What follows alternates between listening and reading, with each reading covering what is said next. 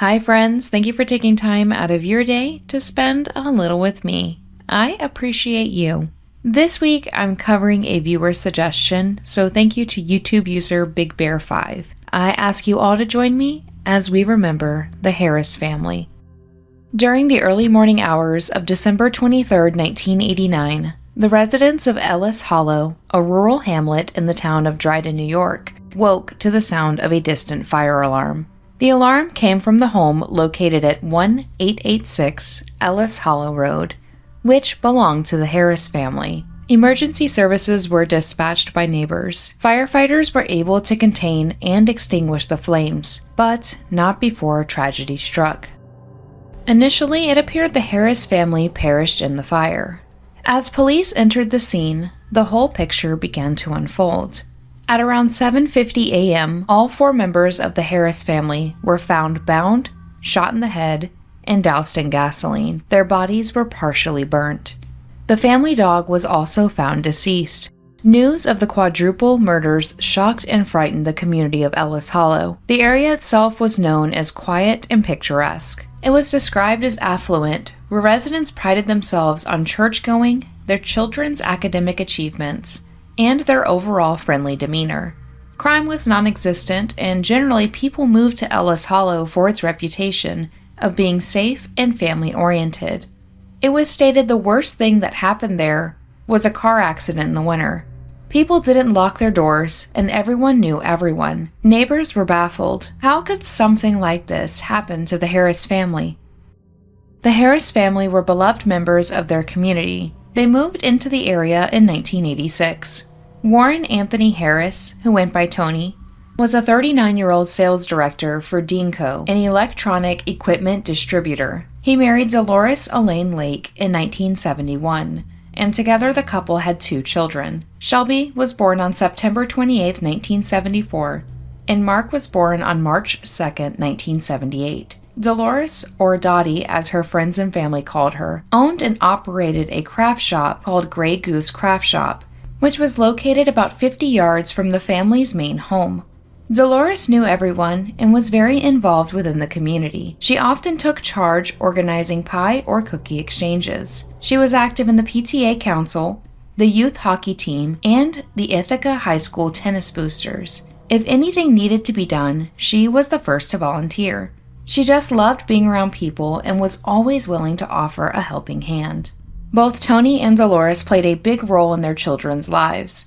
Both children played sports, so the family often went out of town to watch their games. They also took the time to get to know their friends. Shelby babysat for local families, and her parents were very careful about her clientele. In addition to babysitting, Shelby was a 10th grade student at Ithaca High School, where she was a member of the tennis team, varsity club, and Students Against Drunk Driving.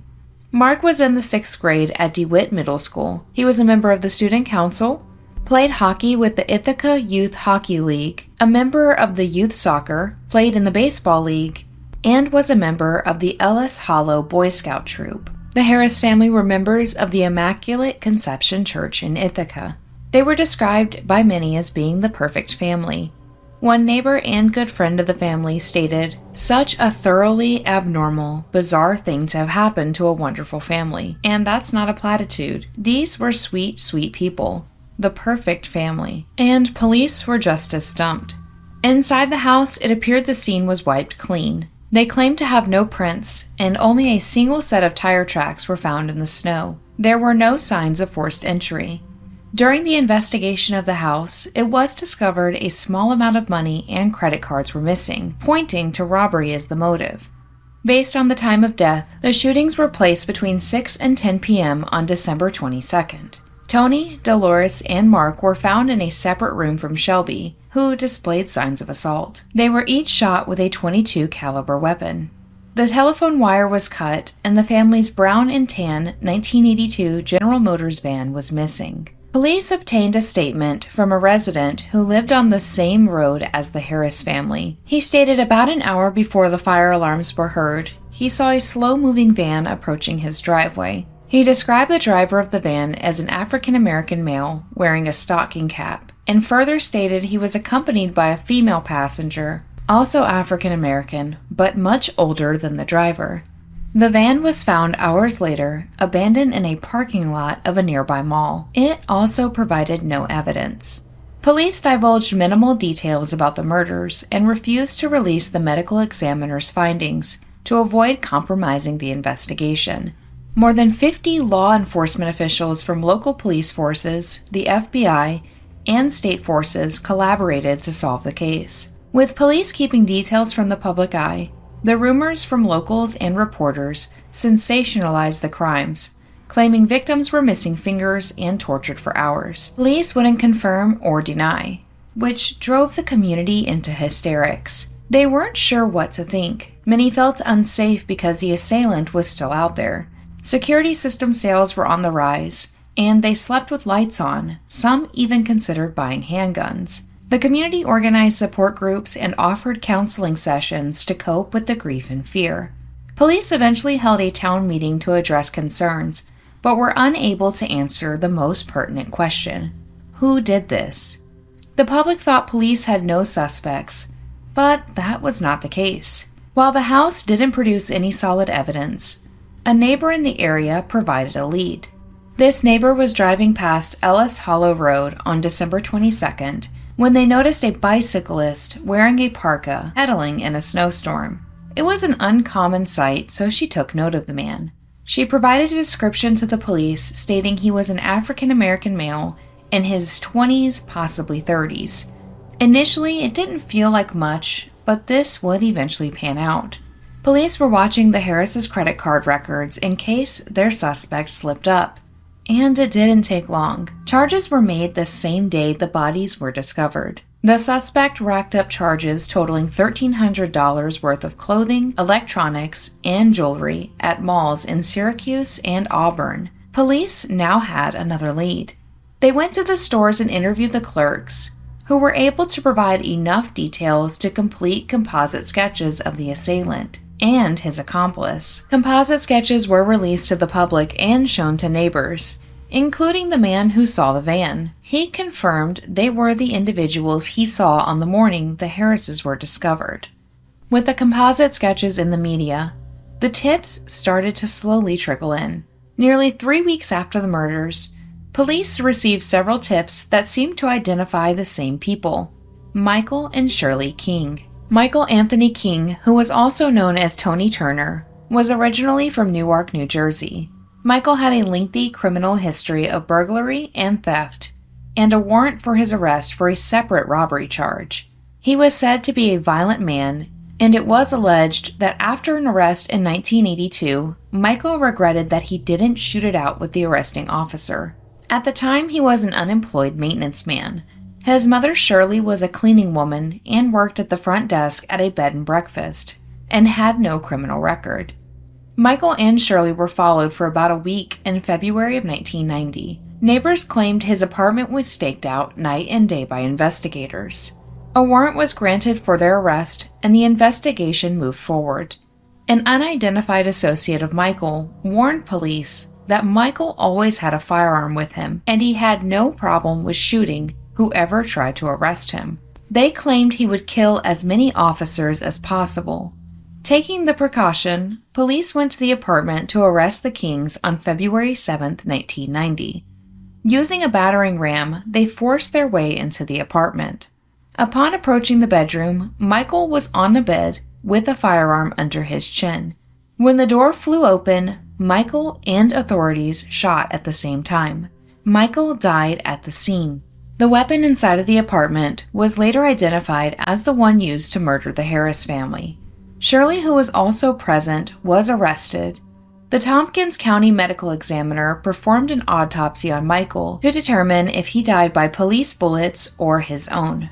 It was determined the shot Michael fired grazed the left side of his face, but wasn't fatal. Shirley was arraigned in Town Court, Dryden, on March 7, 1990, where she was charged with 4 counts of second-degree murder, 1 count of arson, and 1 count of criminal possession of stolen property. Shirley admitted to using the credit cards, but denied having anything to do with the murders or arson. In November of 1990, Shirley King went on trial. During her trial, New York State Police Trooper David Harding testified that he found Shirley's fingerprints on a gas can located in the Harris home.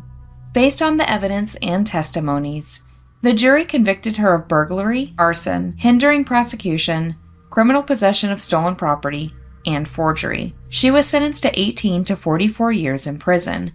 Shirley served nearly 2 years before something unexpected happened. In 1992, the U.S. Department of Justice began investigating claims that the New York State Troopers in Troop C were committing fraud to secure convictions. This investigation included David Harding, who was the catalyst in the whole thing. David Harding was pursuing a career with the CIA. In 1992, he had an interview where he was asked if he was willing to break the law for his country. He admitted he was already doing this, and explained he would convict people he felt were guilty by fabricating evidence. Instead of being praised for his actions, the CIA notified the U.S. Department of Justice. David was dismissed from the force after he admitted to committing perjury in 3 murder trials in the county. One of these trials was that of Shirley King. David claimed his partner Robert Lushansky, a forensic specialist, retrieved one of Shirley's fingerprints from her job and planted it at the scene. In December of 1992, David pleaded guilty to perjury and planting evidence. He was sentenced to 4.5 years in prison. The revelation opened up a bigger look into the systematic abuses of Troop C at the New York State Police Department and led to the convictions of several senior police officials. Due to these convictions, Shirley's lawyers filed a motion to vacate her convictions. She was granted a new trial and released on bond in August of 1992. The prosecution dismissed all charges in her original case, except for the forgery charges. The judge stated in his ruling that King had not come into court with clean hands, given her admitted credit card fraud after the victims were murdered. In November of 1992, Shirley pleaded guilty to forgery, a misdemeanor. Per her attorney, Shirley had always recognized she made a mistake, and she claimed she was hard on herself as she was on others and others were on her. And what she would tell you is that what she did was stupid. She wouldn't want to be remembered for anything other than being a private, humble, and decent person. Shortly after her exoneration, Shirley moved to Georgia. In 2009, Shirley was awarded $286,312 in damages by New York State Court for the reprehensible conduct she suffered at the hands of the state police. Shirley King died in 2015 at the age of 80 in a hospital in Atlanta, Georgia. A joint funeral service for the Harris family was held on December 28, 1989, in Holy Cross Church. They were laid to rest at St. Mary's Cemetery in DeWitt, New York.